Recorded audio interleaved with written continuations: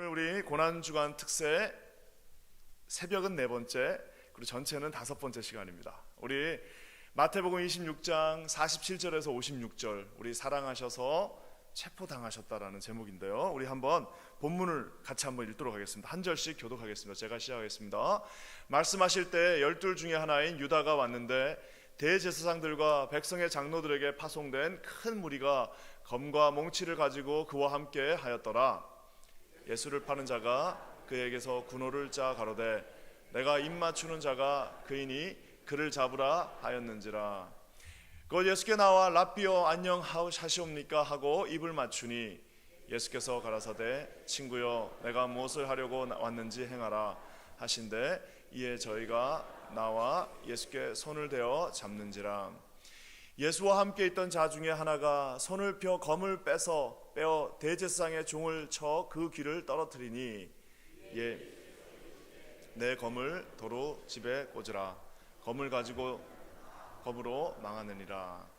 너는 내가 내 아버지께 구하여 지금 12영 더 되는 천사를 보내시게 할 수 없는 줄을 아느냐?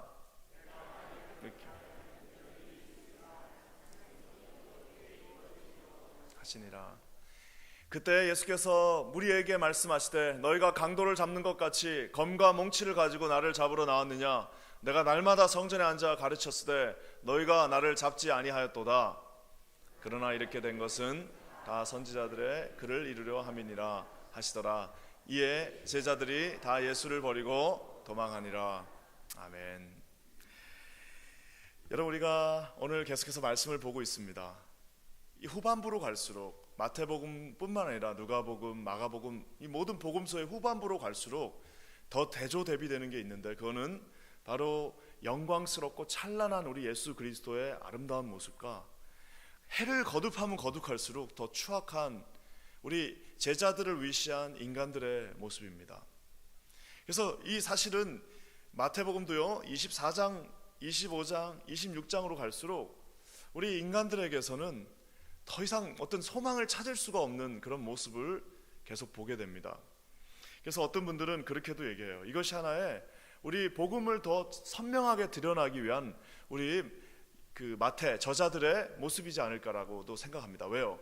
인간에게는 아무런 소망이 없고 우리 예수님에게만 오직 모든 소망이 있다는 것을 계속해서 보여주기 위해서 더 그렇게 오히려 하지 않았나라는 이야기를 하기도 합니다. 오늘 이 말씀도 우리가 잘 아는 것처럼 그렇게 하나님 앞에 함께하던 제자들이 이제 결국 결론적으로는 다 떠나는 그 모습을 최종적으로 보여줍니다. 많은 사람들이 한 사람의 인생을 표현할 때요, 요즘 부는 열풍이 있습니다. 그게 뭐냐면 한국에서 이제 우리가 실버 사역들이라고 그러잖아요. 이제 우리가 라이프 스팬이 길어지면서 이제는 뭐 80, 70 이거는 청년 아직도 똑같이 활동하세요. 그래가지고 교회에서도 보면 막 이제는 실버를 더 늘려야 되지 않냐라는 얘기를 합니다. 그래서 나온 것도 뭐냐면은 자서전 쓰기입니다. 그래서 한국 가면 요즘 자서전 쓰는 게 유행이에요. 그래서 우리 막 80 드신 우리 어르신들이 자서전 쓰는 법을 배웁니다. 그래갖고 자기의 인생을 자서전 써요. 어떤 자서전 쓰는 법 책을 봤더니 막 질문 한 100개를 놔두고 그 질문에 답을 쓰는 거예요. 그러면서 자기 자서전을 쓰는데요, 막 어떤 분은 몇백 장씩 자기 자서전을 쓰고 이런 그런 뭐 재밌는 그런 사역들이 있더라고요. 나중에 저희 교회도 한번 그런 분 모실 수 있으면 한번 모셔서 우리 어르신들 자서전 쓰는 거 한번 해봤으면 좋겠어요. 그리고 여러분, 꼭 자서전을 쓰지 않더라도 이민 와갖고 저도 이제 여기 온 지가 이제 조금 돼가니까 어르신들 만나거나 이렇게 오신 분들 만나면 다들 하는 말이 있습니다. 아유, 목사님, 제 스토리는 한 2박 3일 들어주셔야 돼요. 그러면서 막 영화를 만들면 한 3편 만들고요, 소설을 썼어도 한 4편은 만듭니다. 그러면서 이제 다 들려달라고 그래요. 그러면은 듣고 있으면 정말 어떻게 저렇게 한 사람 한 사람의 스토리가 저렇게 다 재밌고 살아있고 정말 운동력이 있어서 좌우에 날쌘 것만큼은 안 되더라도 어떻게 이렇게 재밌는지 듣고 있으면 정말 끝이 안 납니다. 그러면서 막 내가 일제시대 때부터, 어떤 분이 일제시대 때부터 시작하는 분이 있어요.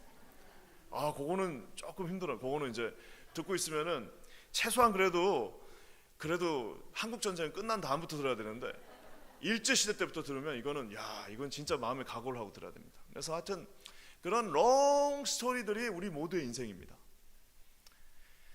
근데 여러분 참 재미있는 거는 우리 주님 이 성경에는 그 사람의 인생을 구약 같은 경우는 어떻게 기록해요? 딱 표현 하나입니다. 뭐예요? 하나님 보시기에 좋았더라, 악하였더라. 우리는 우리 인생이 막 이렇게 다양하고 막 버라이어티하고 할 얘기가 많고 막 엄청나게 많은 것들이 있지만 주님의 눈에는 좋았다, 좋지 않았다, 악하다, 선하다 이렇게 딱 구분되는 거예요. 많은 사람들이 우리 인생을 언젠가는 기억할 겁니다.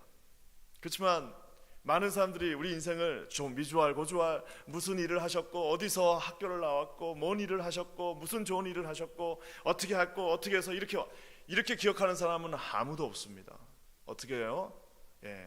오늘 딱 한 줄로 그 인생이, 한 줄도 아닙니다, 한 센텐스로 인생이 기록되어집니다. 오늘 여기에 제가 여러분들을 이 겟세마네 동산으로 한번 모시고 가길 원합니다. 지금 제가 여기 예수님의 자리에 서 있다면은 이제 저쪽에는 가룟 유다를 위시한 그 검과 몽치를 들고 있는 그 많은 그 경비병들이 민병대라고 그러죠. 저기 지금 앞에 서 있습니다. 예수님과 제자들이 뒤에 서 있고 저쪽에는 이제 가룟 유다와 그들이 서 있는데 저쪽의 대표 가룟 유다, 이쪽의 대표 누구예요? 베드로. 이 두 사람의 인생을 성경이 어떻게 표현하고 있는지 나 이걸 보면서 어제 정말 너무 무섭다라는 생각도 들었어요. 저쪽에 있는 가룟 유다와 이쪽에 있는 이 베드로를 성경은 어떻게 표현하고 있는지 한번 살펴봤으면 좋겠습니다. 먼저 우리 유다부터 봤으면 좋겠는데요. 48절 말씀입니다. 한번 다 같이 읽겠습니다. 시작. 예수를 파는 자가 그들에게 군호를 짜 가로되 내가 입맞추는 자가 그이니 그를 잡으라. 가룟 유다를 딱 한 문장으로 말합니다. 뭐예요? 예수를 파는 자. 예수를 파는 자라고 그 인생은 결론납니다. 여러분, 한 사람의 인생이 예수 그리스도를 팔아버린 사람이라고 하나님께서 심판하신다면 와우, 이 인생마다 이 인생만큼 비참한 인생이 어디 있겠습니까?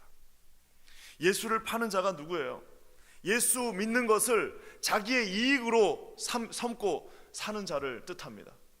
여러분, 이익이 있고 없고 사업할 때 어떻게 합니까? 이익이 있으면 하는 거고 이익이 없으면 안 하는 거죠. 자기가 돈을 벌 수 있으면 거기다 인베스트 하는 건데 돈을 벌 수 없으면 어떻게 하는 거예요? 다시 위드로 합니다. 그리고 이익에 의해서 움직이는 거는 뭐예요? 인간의 그런 정의나 의리 이런 건 사양없어요. 뭐예요? 무조건 이익이 되면 하는 거고 자기한테 손해가 되면 절대로 하지 않습니다.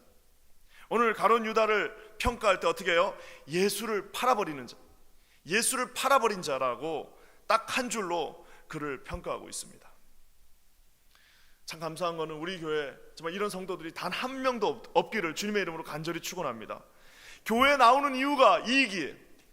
자기한테 도움이 되기 때문에 나온다고 생각하는 사람들이 특히 이민교회 엄청나게 많습니다. 왜요? 이민 와서 갈 데가 없다 보니까 교회라도 가야 된다는 거예요. 그러니까 와서 이곳에 나와 있는 이유가 우리 주님을 만난 그 감격과 기쁨에 의한 것이 아니라 뭐예요? 그냥 공항에서부터 온 거예요. 왔는데 아무도 뭐라고 안 하니까 그냥 여기 눌러 앉다 보니까 10년 20년 된 겁니다. 여러분, 이민교회는 목회자가 별로 힘이 없어요. 이민교회는 어떻게 생각하냐면은 목사는 우리가 이렇게 데려오고도 보내기도 하고 이런 거 아니야? 라고 생각합니다. 그러다 보니까 크게 세게 말도 못합니다. 설교 때 막 세게 말도 못해요. 여러분 다 죄를 졌습니다 이렇게 말도 못합니다. 그러니까 어떻게 되는 거예요? 그냥 자기가 온 그 모습 그대로 10년이고 20년이고 아무도 뭐라고 얘기 안 합니다. 우리 김 선생님 여기 앉아만 주세요. 우리 교회 나오셨으니까 여기 앉아만 계셔주면 참 감사하겠습니다 라고 얘기했기 때문에 어느 누구도 그가 죄인이라는 얘기를 말하지 않았어요. 어느 누구도 그가 죄인이라는 사실을 검증하지 않았습니다. 어느 누구도 그가 예수를 진짜 믿고 있는지 안 믿고 있는지를 아무도 체크하지 않았어요. 그냥 시간 지나니까 집사 줬어요. 시간 주니까 권사 되고 안수 집사 되고 장로 되고 하나님 앞에 심지어는 목회자가 되는 사람까지 봤습니다. 근데 뭐예요? 그 사람이 교회에 나온 이유는 단 한 가지, 그냥 자기한테 유리했기 때문이에요. 사업하기 위해 교회 나오는 사람이 있습니다. 비즈니스 하기 위해서 나오는 사람도 있어요. 주일날 심심해서 나온 사람이 있고요. 심지어 밥 먹으러 나오시는 분도 있어요. 그러면서 뭐라 그래요? 밥 안 주면은 아이고 오늘 반찬이 왜 이러냐고. 교회 나오는 목적은 밥 먹으러 오는 것이 아닙니다. 교회 나오는 이유는 우리가 뭔가가 유리해서 나오는 것이 아니에요. 교회 나오는 이유가 무슨 비즈니스 하러 나오는 건 더더욱 아닙니다. 교회 나오는 한 가지 이유는 뭐예요? 우리를 구원하신 예수 그리스도의 은혜에 감격하여 그곳에서 우리가 예배하며 하나님을 경배하고 찬양하며 그곳에서 우리 자신을 복종하고 순종하며 하나님 앞에 내 자신을 치고 복종하여 어떻게 해요? 주님을 닮아가는 그 모습 속에서 설사 첫 해에는 그렇지 못했다 할지라도 훈련받고 둘째 해가 되고 좀 혼도 나고 좀 꾸중도 듣고 또 하나님 앞에서 또 한 대 얻어맞기도 하고 하면서 어떻게 되는 거예요? 10년 20년 지나면 이제 처음 이민 왔을 때 그 도끼 서린 눈은 사라지고 어떻게 되는 겁니까? 하루하루 주님을 닮아가는 그 모습을 봐야 될 것 아니겠습니까? 사랑하는 여러분, 참 안타까운 거는 이렇게 예수를 파는 자는 언제든지 자기에게 유리하지 않으면 그날 당장 손을 닦을 수 있습니다. 자기하고 아무 상관없는 거예요. 이런 분들에게 우리가 뭐 순교해 주십시오, 주님을 위하여 헌신하십시오라는 거는 헌신도 자기가 원하면 하는 거예요. 사역도 자기가 하고 싶을 때 합니다. 그리고 심지어는 내가 하나님 앞에 직분 받는 것도 자기가 원할 때 받고 자기가 원하지 않으면 또 안 받는 거예요. 또 원하면 또 달라고 그래요. 여러분, 이런 모든 것들이 다 자기 중심적으로 돌아가면서 지금 가룟 유다의 마음속에는 오직 뭐 하나 있는 거예요? 은삼십. 가룟 유다의 마음속에는 오직 저를 내가 마음대로 팔 수 있다라고 생각하면서 그 무리들을 다 끌고 왔어요. 사랑하는 여러분, 그 인생을 우리 하나님은 뭐라고 표현하고 있습니까? 예수를 파는 자, 예수를 팔아 넘기는 자라고 이야기하고 있습니다. 우리 기도하기는 우리 퀸즈 아닌 교회, 이 아름다운 교회에 나온 모든 성도들에게는 단 한 명도 이런 분들이 없기를 주님의 이름으로 간절히 축원합니다. 그러면서 여러분, 이 거짓과 위선에 사로잡힌 자가 이제는 어떻게 합니까? 49절 말씀 한번 볼까요? 우리 다 같이 읽겠습니다. 시작. 곧 예수께 나와 랍비여 안녕하시옵니까 하고 입을 맞추니. 여러분, 입은 누구한테 맞추는 거예요? 사랑하는 사람한테 맞추는 겁니다. 한번 여러분 상상해보세요. 나오면서 이제 그 민병대들하고 짭니다. 야, 있잖아, 어두컴컴하니까 잘 안 보이거든. 그리고 예수님이나 뭐 베드로나 다 비슷비슷하게 생겨가지고 누가 누군지 모르거든. 그러니까 이제 그럼 우리가 어떻게 하면 잡을 수 있어요? 내가 사인을 줄게, 사인을. 그럼 어떻게 뭐 이렇게 지목하면은 누군지 잘 모를 거 아닙니까? 그러니까 생각해낸, 자기 딴에는 최고 머리를 써갖고 생각한 게 뭐예요? 내가 가서 예수님한테 그 손등이 어딘지는 모르겠어요. 그래서 내가 입을 이렇게 딱 맞출 테니까 입 맞추는 그 사람이 예수야. 그러면 내가 입 맞추는 순간 우르르 가서 다 잡는 거야. 알았지? 다 작전을 짜고 있습니다. 그러면서 예수님 앞에 가서는 뭐라 그래요? 주님, 랍비여, 랍비여 하면서 그 앞에 가서 예수님한테 키스합니다. 사랑하는 여러분, 마태복음을 보면 가룟 유다는 한 번도 예수님을 주님이라고 부르지 않아요. 그는 항상 랍비여, 랍비, 선생님. 그는 그에게 있어서 예수님은 단 한 번도 하나님인 적이 없어요. 그에게 있어서 예수님은 단 한 번도 주님인 적이 없어요. 그에게 있어서 예수님은 단 한 번도 그 삶의 모든 것인 적이 없습니다. 뭐예요? 아까 제가 얘기한 것처럼 언제든지 예수님을 팔 수 있는 자였다는 사실입니다. 그래서 어떻게 해요? 야, 나는 이 말씀을 보면서요, 인간이 이렇게 간약해질 수 있습니다. 이제 자기가 팔아버릴 사람을 가서 키스합니다. 그러면서 웃으면서 키스해요.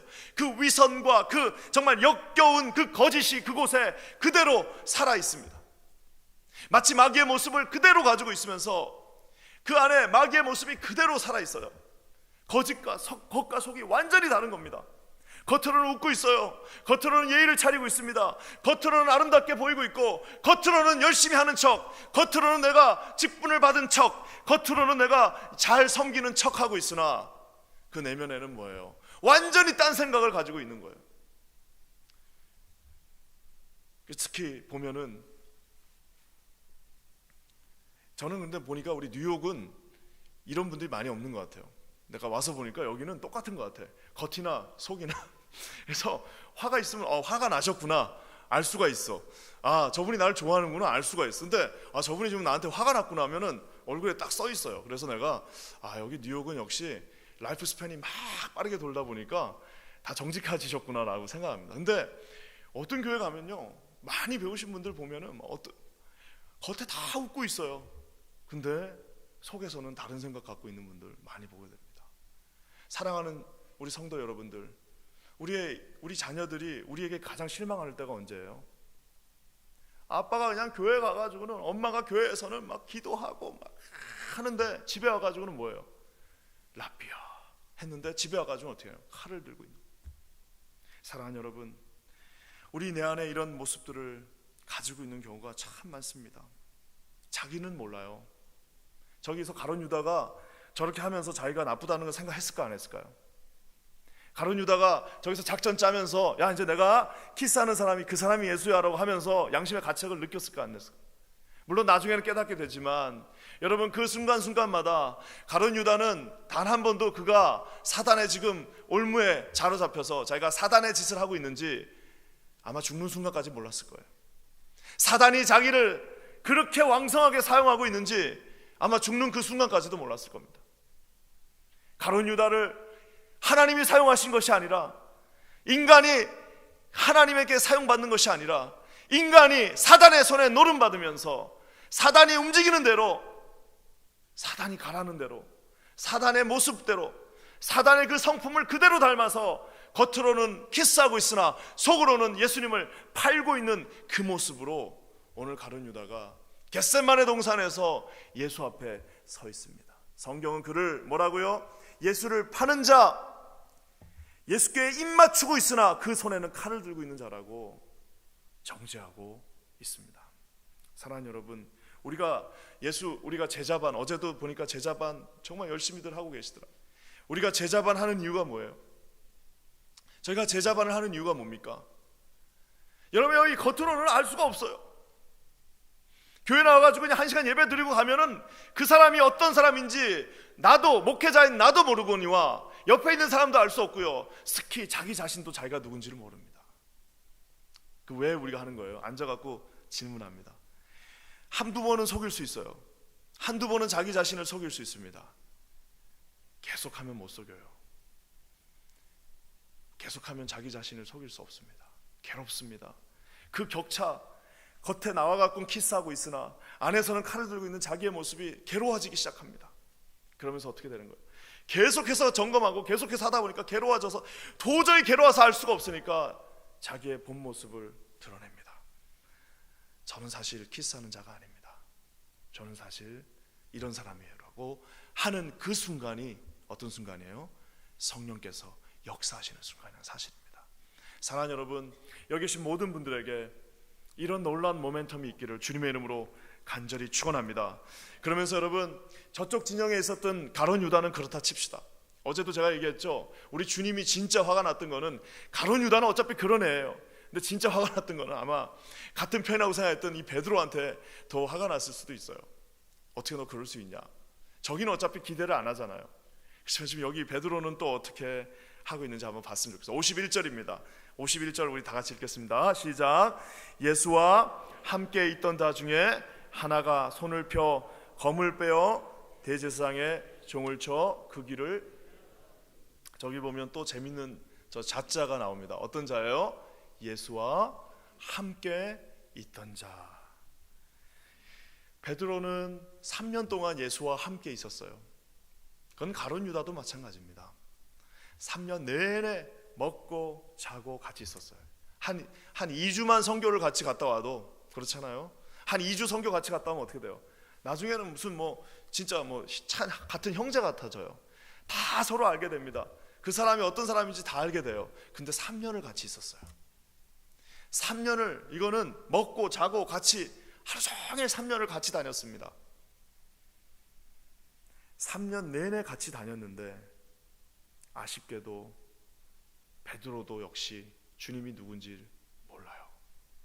주님이 누군지 모르니까 한 일이 뭐예요? 칼을 뽑았습니다.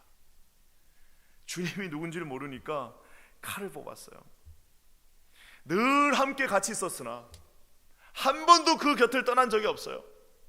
한 번도 교회 바깥을 나가본 적이 없어요.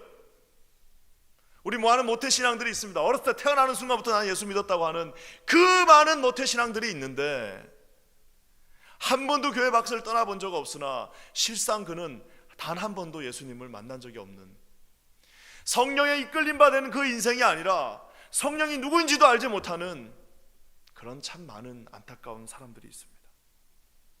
함께 늘 함께 있었지만 예수님이 누군지 몰라요. 늘 함께 있었지만 예수님이 무엇을 원하시는지 몰라요. 늘 이곳에 있었지만 주님의 방법이 무엇인지를 몰라요.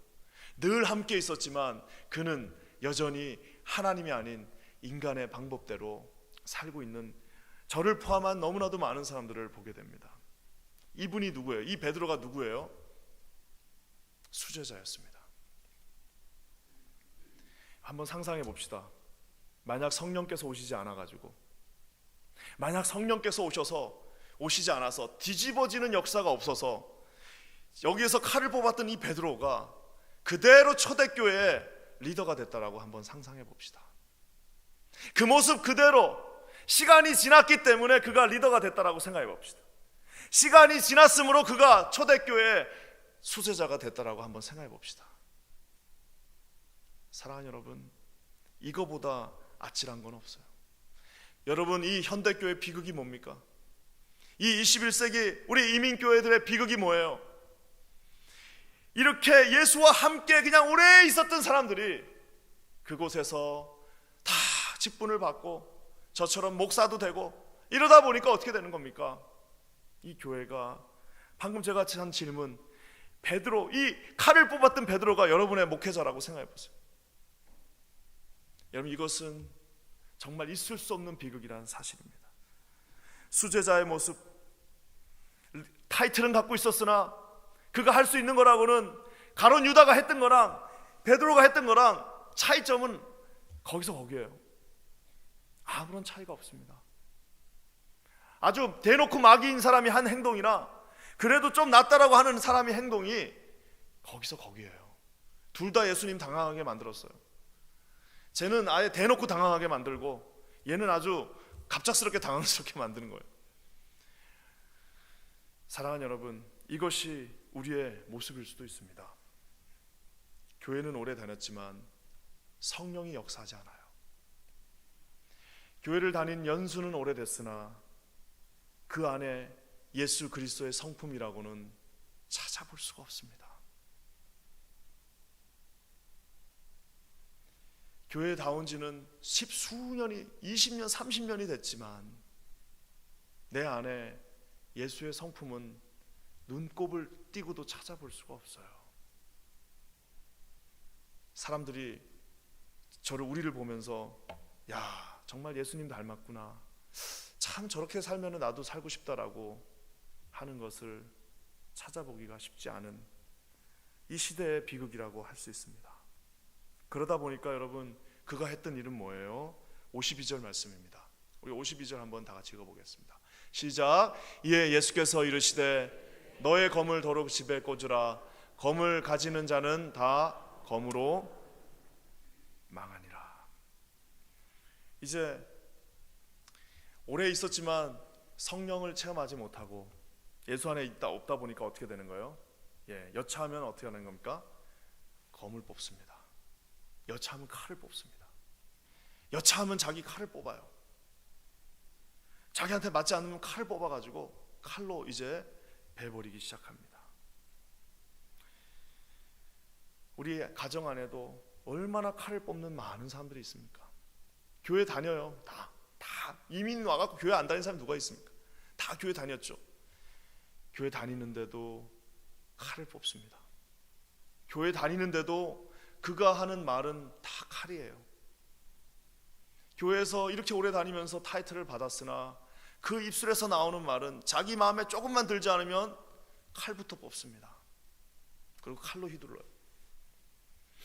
사랑하는 여러분, 마태는 생략하고 있으나 의사였던 누가는 집어넣는 장면이 하나 있어요. 그건 뭐예요? 예수님께서 그 말고 떨어진 길을 줍습니다. 그러니까 하여튼 끝까지 그 바쁜 상황에도 예수님 바쁘게 만들어버려요. 그러니까 지금 이 급박한 상황에 지금 이제 예수님도 지금 머리가 복잡하신데 그 와중에 또 칼로 귀를 또 잘라가지고 그 안 보이는데 또 주님이 찾아야 돼. 귀 어디 떨어졌나? 야, 귀 어디 떨어졌냐? 찾아가지고 그 귀를 딱 들고, 이 누가는 역시 의사 참 닥터는 달라요. 그 치료해주는 장면을 또 기록합니다. 그래서 어떻게 해요? 귀를 딱 들고 우리 예수님이 거기다가 붙여주세요. 예수님은 붙여주시고 우리 성화되지 않은 제자는 자르고. 사랑하는 여러분, 쉽지가 않습니다. 저는 기도하기를, 이 모습은 다 우리들의 모습입니다. 목회자를 비롯한 제 자신의 모습. 그냥 안 되면은 그냥 인간적인 모든 방법들이 끌어올라오는 성화되지 못한 저와 여러분들의 모습이라고 할 수 있습니다. 근데 여러분, 오늘 만약 설교를 이렇게 끝내면은 여러분 지금 막 답답하시죠? 막 여기까지만 올라오시죠? 막 이게 새벽에 일어났는데 새벽부터 이렇게 치냐? 그럴 수도 있어요. 야, 저 목사님은 새벽부터 치냐? 어떻게 좀 그럴 수 있는데요. 아까 제가 얘기한 것처럼 만약에 이민교회라고 해서 제가 여러분의 눈치를 보면서 막 설교할까 말까, 이거 하면 또 누가 상처받는 거 아니야? 이거 하면 또 자기 얘기했다고 또 전화 오는 거 아니야? 여러분, 그러면은 그런 목회자는 여러분 있을 이유가 없습니다. 사랑하는 여러분, 오늘 이 말씀을 듣고 여기서 우리가 마무리가 되는 것이 아니라 우리의 영원한 지표이시오, 우리의 영원한 달려갈 길이신 예수님 어떻게 하는지 한번 봤으면 좋겠어요. 53절 말씀 한번 보겠습니다.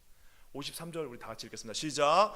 너는 내가 내 아버지께 구하여 지금 12영 더 되는 천사를 보내시게 할 수 없는 줄로 아느냐. 여기 보면 뭐라고 나오냐면, 너는 내가 내 아버지께 구하여, 내 아버지께 구하여. 우리 주님은 지금까지도 기도하셨지만 이 와중에도 기도하실 수 있는 분입니다. 내가 아버지께 구할 수 있는 분, 여러분 아버지께 구하실 수 있는 분이시잖아요. 여기 나와 있는 모든 분들은 우리 하나님 아버지께 내가 구할 수 있는 분입니다. 아버지께 내가 구할 수 있지 않느냐? 내가 아무리 어려운 상황이라 할지라도 나는 아버지께 구할 수 있고, 그 아버지께 구하는 순간 어떻게 되는 거예요? 12영이나 더 되는 천사. 여기 나와 있는 이 한 영은 한 군단인데요, 한 군단 6,000명입니다. 로마의 편지에 따르면 한 군단이 6,000명인데 12군단이면 얼마나 되는 거예요? 72,000명이에요. 내가 지금 말 한마디만 하면 72,000명의 천사들이 와서 나를 구할 수 있지 않겠느냐. 내가 그 칼을 못 뽑아서 못 뽑는 게 아니고, 그 칼을 뽑을 힘이 없어서가 아니라, 그것을 내가 구원할 수 있는 능력이 없어서가 아니라 뭐예요? 난 아버지께 지금이라도 구할 수 있는, 난 아버지께 지금이라도 기도할 수 있고, 난 아버지께 구하면은 아버지께서는 들어주신다라고 이야기할 수 있는 그분입니다.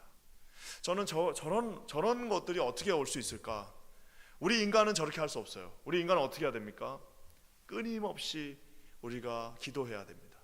끊임없이 기도할 때요, 항상 기도할 때 어떻게 되는 거예요? 상황과 상관없이도 기도할 수 있어요. 그 기도에 훈련이 되어 있지 않으니까 어떻게 됩니까? 저런 상황이 되면 이제 막 그냥 무너지고 그냥 넘어지고 그냥 하나님이 있네 없네 하는 것이 아니라, 저 이제 체포되어져 가는 저 상황 속에서도 아버지께 나는 구할 수 있다라고 그 이야기를 할 수 있다라는 사실입니다. 저는 기도하기는 우리 여기 계신 모든 분들에게 이런 아버지가 계셨으면 좋겠습니다. 체포당하는 그 순간에도, 그 어려운 상황 속에서도 내가 아버지를 구할 수 있다라고 하는, 여러분 그런 분들이 우리의 아버지를 가지신 분들이 되시기를 주님의 이름으로 간절히 축원합니다. 그러면서 마지막에 56절 한번 볼까요? 56절 말씀 정말 너무너무 아름다운 말씀입니다. 다 같이 한번 읽겠습니다. 시작. 그러나 이렇게 된 것은 다 선지자들의 글을 이루려 함이니라 하시더라. 이에 제자들이 다 예수를 버리고 도망하니라. 선지자들의 글을 이루려 함이니라, 말씀을 이루려 함이니라. 하나님의 아들 예수 그리스도는 기도함으로 말미암아 72,000명의 천사들을 동원할 수도 있으나, 그분이 그렇게 하시지 않은 이유는 뭐예요? 하나님의 뜻을 이미 구하고 그 뜻을 발견했어요. 그 뜻은 뭡니까? 저와 여러분을 위하여 십자가에 못 박히시는 것입니다. 그렇기 때문에 어떻게 했어요? 저 선지자들의 글, 우리 하나님의 말씀이 다 이루어지게 하려 함이니라. 내 삶을 통하여, 내 이 부족한 인생을 통하여 우리 하나님의 삶이, 하나님의 뜻이, 하나님의 말씀이 온전히 이루어지게 하는, 이 작은 내 인생을 통하여 우리 하나님의 말씀과 하나님의 뜻과 하나님의 그 경륜이, 그 섭리들이 내 삶에서 온전히 이루어지게 하려 함인 것을 너희가 알지 못하느냐라고 말씀하고 있습니다. 우리가 삶이 아까처럼 끝나는 날, 여러분과 제가 자서전을 만약에 쓴다면요, 그 자서전의 맨 마지막에 결론이 뭐가 돼야 되겠습니까? 나는 이렇게 이민하고 이렇게 살다가 저렇게 하다가 나는 이렇게 해서 나는 이렇게 위대하게 살았다라는 것이 아니라, 저와 여러분 자서전의 맨 마지막 끝 마무리는 뭐가 돼야 되는 거예요? 하나님의 말씀에 순종하여 하나님의 뜻을 이루고 내가 할 수 있는 모든 하나님이 주신 은혜 가운데서 나는 그것을 이루려 함이니라. 이루었다. complete. I have done. I have finished my race. 내 경주를 다 끝냈다 라고 이야기할 수 있는, 고백할 수 있는 우리 사랑하는 퀸즈 한인교회 여기 계신 모든 성도님들 되시기를 주님의 이름으로 간절히 축원합니다. 참, 우리 오늘 말씀이 절망스러운 말씀이지만 말씀을 준비하면서 제 마음 가운데 벅찬 감격이 있었습니다. 그것은 뭐냐면, 우리가 매일매일 주님 앞에 순종하면서, 우리가 매일매일 주님 앞에 성령을 의지하면서 성령께 인도함을 받으면 어떻게 되는 거예요? 언젠가는 우리 예수님처럼 나는 기도함으로 구할 수 있고, 그러므로 말미암아 내 삶이 마무리될 때는 나는 이 말씀을 온전히 이루었다. 우리 자녀들도요, 우리를 기억할 때 어떻게 해요? 우리 아버지는, 우리 어머니는 하나님의 뜻대로 사신 분이에요. 하나님의 말씀을 이루신 분이에요. 하나님의 뜻을 저버리지 않은 정말 위대한 아버지입니다. 위대한 어머니입니다. 위대한 우리 주의 종들입니다. 위대한 우리 집사님들이어서, 위대한 우리 권사님들이셨습니다. 위대한 우리 장로님들이셨습니다. 부족하지만 위대한 주의 목회자였습니다. 이렇게 하나님 앞에 기록되어지는 저와 여러분 되시기를 주님의 이름으로 간절히 축원합니다.